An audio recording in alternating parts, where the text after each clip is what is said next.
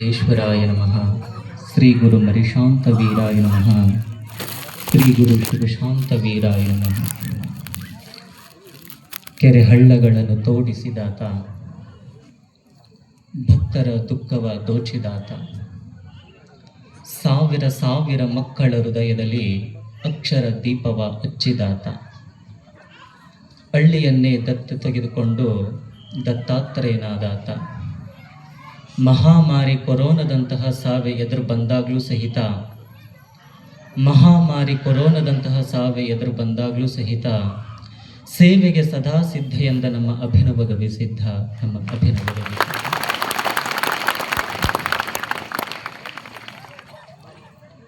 ಈ ಪಟ್ಟಾಧಿಕಾರದ ಮಹೋತ್ಸವದಲ್ಲಿ ಹಾಗೂ ಈ ಧರ್ಮಸಭೆಯಲ್ಲಿ ಪಾಲ್ಗೊಂಡಿರ್ತಕ್ಕಂತಹ, ವೇದಿಕೆಯ ಮೇಲೆ ಆಸೀನರಾಗಿರ್ತಕ್ಕಂತಹ ಸಕಲ ಪೂಜ್ಯರಲ್ಲಿ ಹಾಗೂ ತಮ್ಮೆಲ್ಲರ ಅಂತರಾತ್ಮದಲ್ಲಿ ನೆಲೆಸಿರುವ ಆ ಗುರುಗವಿ ಸಿದ್ದೇಶ್ವರನಿಗೆ ಅನಂತ ಶರಣಾರ್ಥಿಗಳು. ಅಪ್ಪವರು, ಕೃಷ್ಣಾನಂದಪ್ಪವರು ಹೇಳ್ತಾ ಇದ್ದರು, ಗುರು ಮತ್ತು ಶಿಷ್ಯರ ಪರಂಪರೆ ಹೆಂಗಿರ್ತೈತಿ ಏನಿಲ್ಲ ಅಂತ ತಂದೇಳಿ. ಅವರು ದಿನನಿತ್ಯ ನಮಗೆ ಪಾಠ ಮಾಡ್ತಾ ಇದ್ದರು. ಅವರು ಭಗವದ್ಗೀತಾ, ವಿಚಾರ ಚಂದ್ರೋದಯ ಅವನ್ನೆಲ್ಲ ಹೇಳ್ತಿದ್ರಪ್ಪ ಅವ್ರು ನಮಗೆಲ್ಲ. ಭಾರತ ದೇಶ ಐತಲ್ಲ, ಭಾರತ ದೇಶ ಈ ಗುರು ಶಿಷ್ಯರ ಪರಂಪರೆ ಐತಲ್ಲ, ಇದು ಇಂದು ನಿನ್ನೆಯದಲ್ಲ.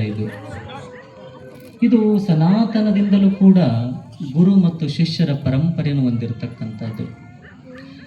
ವಿದ್ಯಾರ್ಜನೆಯನ್ನು ಮಾಡಬೇಕಾಗಿತ್ತಂದ್ರೆ ಒಬ್ಬ ಶಿಷ್ಯ, ಒಬ್ಬ ವಿದ್ಯಾರ್ಜನೆಯನ್ನು ಮಾಡಬೇಕಾಗಿತ್ತಂದ್ರೆ ಅವ ಕಾಡಿಗೆ ಹೋಗಿ ಕಾಡಿನಲ್ಲಿರ್ತಕ್ಕಂತಹ ಗುರುಕುಲದಲ್ಲಿ ವಿದ್ಯಾಭ್ಯಾಸವನ್ನು ಮಾಡಬೇಕಾಗಿತ್ತು. ಇವಾಗಿನಂತಂಗ ಯಾವುದೇ ಸ್ಕೂಲು, ಕಾಲೇಜು, ಯೂನಿವರ್ಸಿಟಿಗಳು ಇರಲಿಲ್ಲ ಅವಾಗೆಲ್ಲ.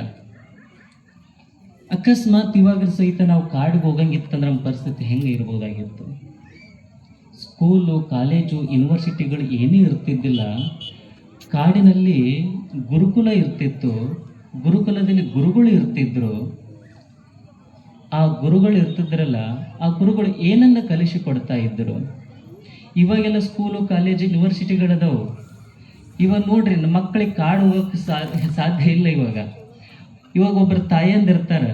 ತಾಯಂದ್ರನ್ನ ಮಕ್ಕಳು ಸ್ಕೂಲಿಗೆ ಕಳ್ಸೋದು ದೊಡ್ಡ ಹೈರಾಣ, ಅವ್ರದ್ದೆಲ್ಲ ದೊಡ್ಡ ಕೆಲಸ ಅದು. ಅವು LKG UKG ಇಟ್ಟಿರ್ತಾವೆ. ಅವು ಬ್ಯಾಗ್ ನೋಡಿದ್ರೆ 100 kg ಇರ್ತಾವೆ. LKG ಹುಡಿರ್ತಾವೆ, ಬ್ಯಾಗ್ ನೋಡಿದ್ರೆ 100 kg. ಆ ತಾಯಂದು ಇರ್ತಾರಲ್ಲ, ಬೆಳಗ್ಗೆ ಅವ್ರು ಸ್ಕೂಲ್ ಮಕ್ಕಳು ಕಳ್ಸೋದು ನೋಡ್ಕೊ ದೊಡ್ಡ ಹೈರಾಣದ ಕೆಲಸ, ದೊಡ್ಡ ಕೆಲಸ. ಅವ್ರು ಮುಂಜಾನೆ ಎದ್ದ ತಕ್ಷಣ ಅದು ನೋಡಿದ್ರೆ ಒಲ್ಲೆ ಅಂತದ್ದು ಅದಂತಿರ್ತೈತಿ, ಗೊಣ್ಣಿ ಸೂರ್ತಿರ್ತೈತಿ, ಇದು ಮಾಡ್ತಿರ್ತೈತಿ. ಕೇಳಲ್ಲ ಬಿಡಲ್ಲ, ಎದ್ದಾಳು ಸ್ಕೂಲ್ಗೆ ಹೋಗು ಅಂತಂದೇಳಿ ಬಡದು ಎಬ್ಬಿಸ್ತಾರೆ. ಮತ್ತೆ ಅದನ್ನು ಬಡದು ಎಬ್ಬಿಸಿ ಸ್ಕೂಲ್ಗೆ ಹೋಗಂತಂದೇಳಿ ಹೆಂಗೋ ಒಂದು ಅದಕ್ಕಂದು ಏನು ಮಾಡ್ತಾರೆ ಅಂದ್ರೆ ಒಂದು ಅರ್ಧ ತಾಸು ಮೇಕಪ್ ಮಾಡ್ತಾಳೆ ಅವ್ರ ಅವ್ವ. ಅದಕ್ಕೊಂದು ಅರ್ಧ ತಾಸು ಮಾಡ್ತಾಳೆ, ತಾನು ಒಂದು ತಾಸು ರೆಡಿ ಹಾಕಾಳೆ. ಯಾಕಂತಂದ್ರೆ ಅದು ಸ್ಕೂಲ್ ತನಕ ಬಿಟ್ಟು ಬರೋಕ್ಕಲ್ಲ, ಮನೆ ಮುಂದೆ ಅಂಗಳದ ಬಸ್ ಬರ್ತದೆ, ಬಸ್ನೇ ಬಿಟ್ಟು ಬರೋಕೆ, ಅಲ್ಲೇ ಬಸ್ ಅಂಗಳದ ಬಿಟ್ಟು ಬರೋಕೆ 1 ತಾಸು ರೆಡಿ ಹಾಕಾಳ. ಅಂದ್ರೆ ಕ್ಲಾಪ್ಸ್ ಹಾಕ್ತಾರೆ ಅಂದ್ರೆ ನೀವು ರೆಡಿ ಹಾಕಿರಂತ ಅರ್ಥ. ಅಂದ್ರೆ ಇವಾಗ ನಂತಂಗ ಸ್ಕೂಲು, ಕಾಲೇಜು, ಯೂನಿವರ್ಸಿಟಿಗಳು ಯಾವೂ ಇರ್ತಿದ್ದಿಲ್ಲ.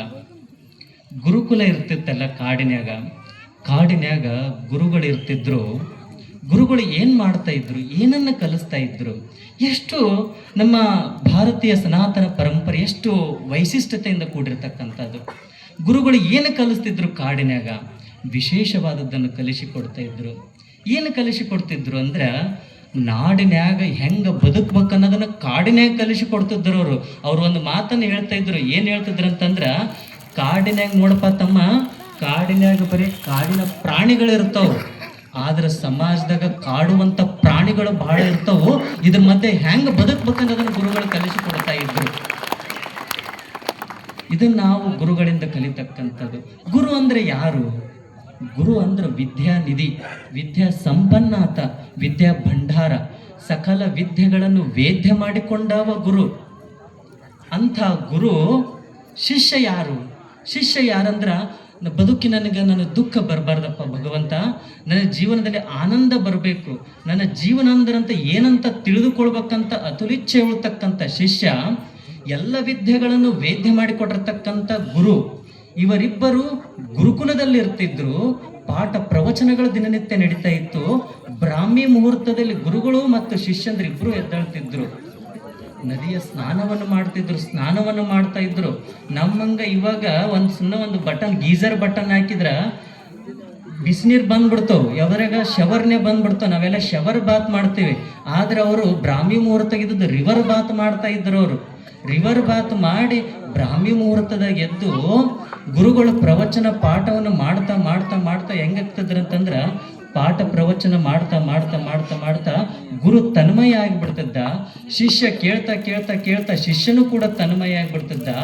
ಗುರುವಿಗೆ ನಾನು ಗುರು ಅಂತಕ್ಕಂಥ ಅಹಂಕಾರದ ಭಾವ ಇಲ್ಲ, ಶಿಷ್ಯನಿಗೆ ನಾನು ಏನೂ ಗೊತ್ತಿಲ್ಲ ಅಂತಕ್ಕಂಥ ಭಾವ ಶಿಷ್ಯನಿಗೂ ಇಲ್ಲ. ಇತ್ತ ಗುರು ಹೇಳ್ತಾ ಹೇಳ್ತಾ ತನ್ಮಯ, ಇತ್ತ ಶಿಷ್ಯ ಕೇಳ್ತಾ ಕೇಳ್ತಾ ತನ್ಮಯ.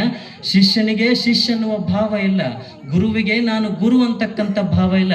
ಗುರುವೂ ಇಲ್ಲ, ಶಿಷ್ಯನೂ ಇಲ್ಲ. ಆದರೆ ಗುರು ಶಿಷ್ಯ ಇವರಿಬ್ಬರ ಮಧ್ಯದಲ್ಲಿ ಜ್ಞಾನದ ಗಂಗೆಯ ಪ್ರವಾಹವೇ ಹರಿದಿತ್ತು.